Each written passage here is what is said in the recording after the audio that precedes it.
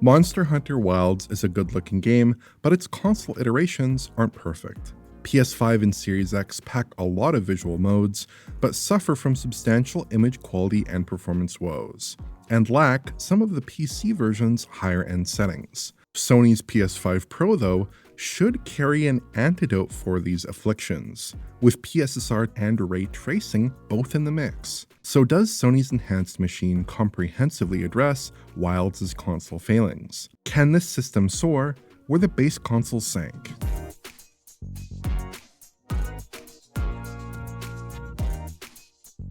The framerate mode is most exciting to me on PS5 Pro because the turnout on PS5 wasn't very good. PS5 suffered from excessive aliasing and image breakup, a consequence of relying on a pretty weak AA solution with a crude mix of spatial upscaling and sharpening to make it look more refined on a 4K set. Internally, we were looking at about 720p to 1080p with DRS, but the system lacked the customary temporal upsampling process that can make a low-resolution render look decent on high-resolution displays. PS5 Pro brings that upsampling to bear here, with an implementation of Sony's PSSR upscaler, and the results are comparatively very good. Even in stills, the difference is obvious.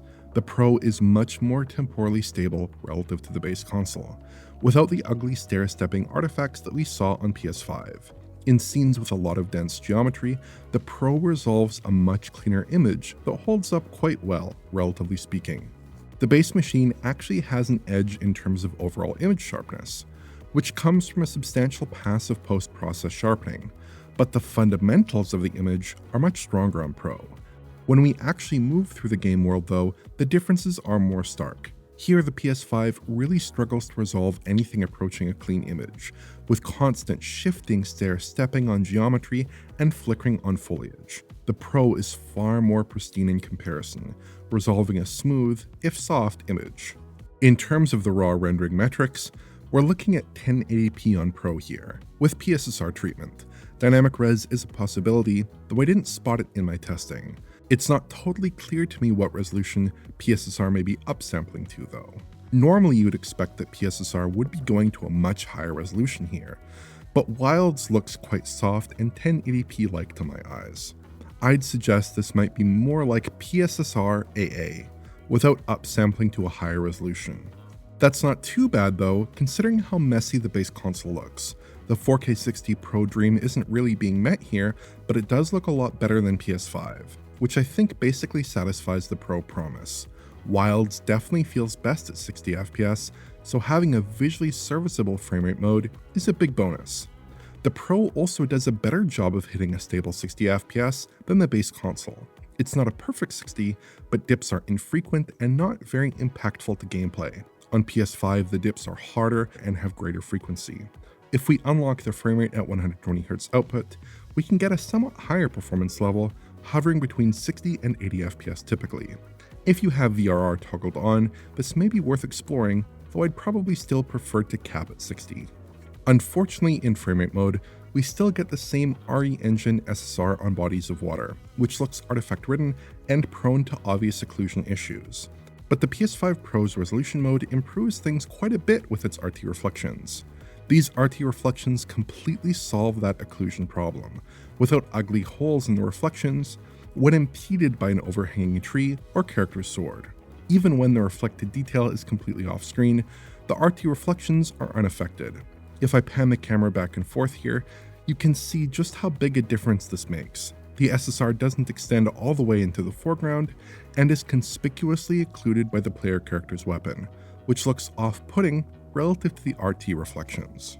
Even when the reflected detail is in screen space, I think the RT reflections generally do a better job. The SSR looks low res and muddy, and struggles to convey convincing looking reflections much of the time. On Pro, you generally get a decent reflection of the scene and sky, albeit with low detail variants of the game's models. Foliage doesn't animate in reflections, though NPCs and enemies do. The RT reflections do have certain flaws though. They can suffer from quite a bit of breakup when you move through a scene, with less than ideal denoising and obviously limited resolution. You can notice substantial pop in the reflections as you move forward, which can be a bit distracting. and the volumetric lighting in the scene isn't really approximated effectively within the ray tracing, which can make the reflections look a bit incorrect at times. Still, I think it's a major improvement over the SSR on PS5 and represents a clear visual win for the Pro console. Beyond any RT concerns, image quality is also generally better on Pro. PSSR cleans up flickering foliage better than the TAA in use on PS5, especially during movement. Aliasing is generally less of a concern as well, with a smoother, more refined presentation of art assets. The image is slightly softer than the picture on the base console, but I would give the nod to Pro overall, and it looks sharp enough, I'd say, from a normal viewing distance. The raw numbers from Capcom suggest a 1728p pixel count, though my own counts came in higher at about 1944p or so on average in the shots I tested. Dynamic resolution does seem to be in play here, however, as I did notice some variation in my tests. Performance is typically fine enough, with a 30 FPS reading through most content. It does have a habit of dropping the occasional frame though, and at a somewhat greater frequency than the resolution mode on base PS5. It's usually fine outside of fast traversal and demanding combat, but it is worth clocking here as a minor issue. Unlocked performance between about 30 FPS and 45 FPS is typical. Finally, we have the balanced mode. As its name implies, this strikes a middle ground between the other two mode options, with a 40 FPS framerate target. New here is the introduction of ray traced reflections, just like the resolution mode, which are a nice bonus. Image quality again is superior to PS5, with a cleaner look overall, and perhaps just a touch less sharpness. PSSR does a more effective job of addressing stair-stepping, shimmering, and other visual gremlins from the base console. Capcom reports this mode is rendering at 1404p, which aligns with my own testing, though DRS can take it lower, or quite a lot higher, depending on the circumstances. Performance is fine enough, I suppose, though like the resolution mode, little dips like to pop up during traversal and demanding combat. It's a pretty similar turnout to the PS5's balanced mode, which has similar issues. Unlocked, the game really likes to stay pegged close to 40 FPS, which is perhaps a sign that the game's DRS system is working hard during unlocked play. As a final note, just like PS5, 120Hz output with VRR doesn't engage LFC with this title for the balanced or resolution modes, so it feels choppier than it should, especially when uncapped. Only the framerate mode can really get the full benefit from VRR.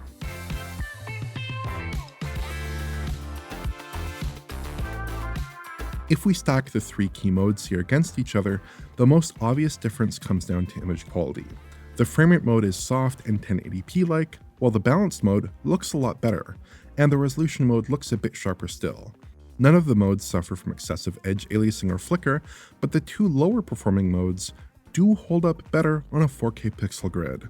The other obvious concession lies in reflections on bodies of water, where the resolution and balanced modes enjoy similar looking RT reflections, and the framerate mode is left to settle for SSR instead.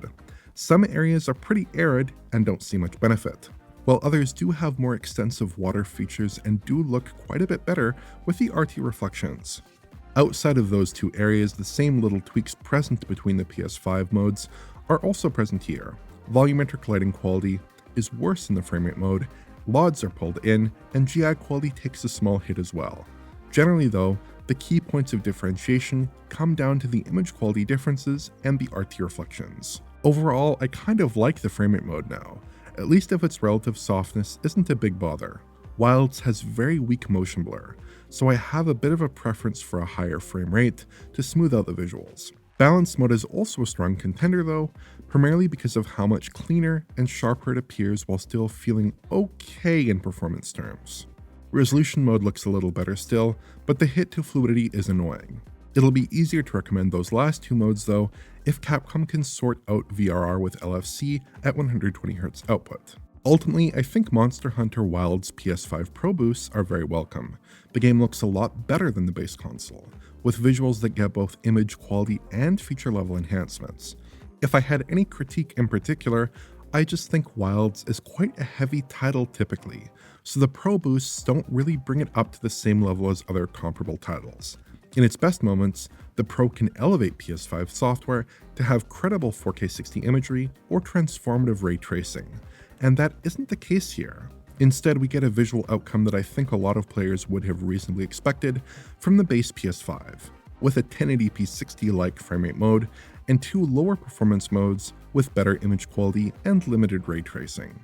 In the context of how this game typically performs, it's decent enough, but relative to other games of comparable visual quality, it's a little unsatisfying. So if you do want to play Monster Hunter Wilds on consoles, the PS5 Pro is definitely the place to be, even if it's a bit unexciting. If you enjoyed this video, please like, subscribe, and press the bell for YouTube notifications. Check out the Patreon at digitalfoundry.net for exclusive and early access content, and to get in touch, use social media. Thanks for watching.